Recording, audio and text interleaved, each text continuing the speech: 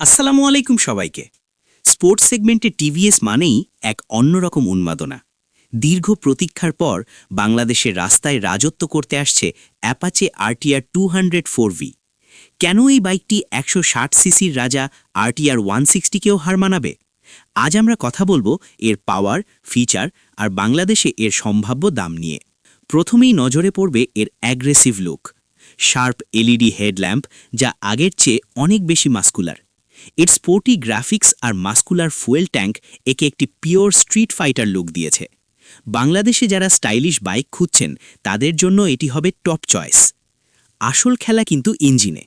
এতে আছে 197.75 সিসির single cylinder 4 valve oil cooled engine, যা প্রায় 20.8 পিএস পাওয়ার এবং 17.25 নিউটন মিটার টর্ক জেনারেট করতে পারে।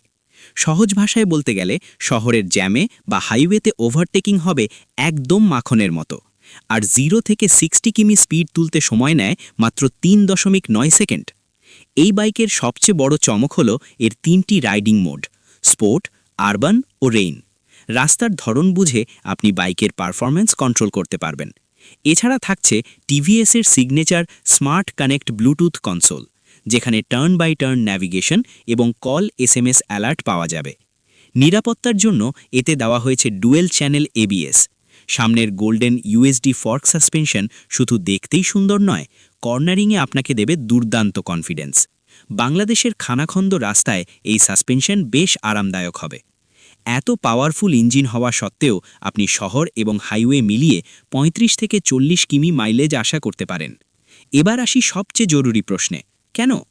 বর্তমানে এটি আমদানিকারকদের মাধ্যমে প্রায় 3,05,000 টাকার আশেপাশে পাওয়া যাচ্ছে, তবে অফিসিয়াল লঞ্চ হলে দাম কিছুটা কম বেশি হতে পারে।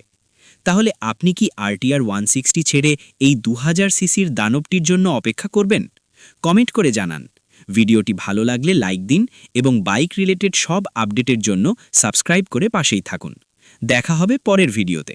ততক্ষণ সেফ রাইড করুন।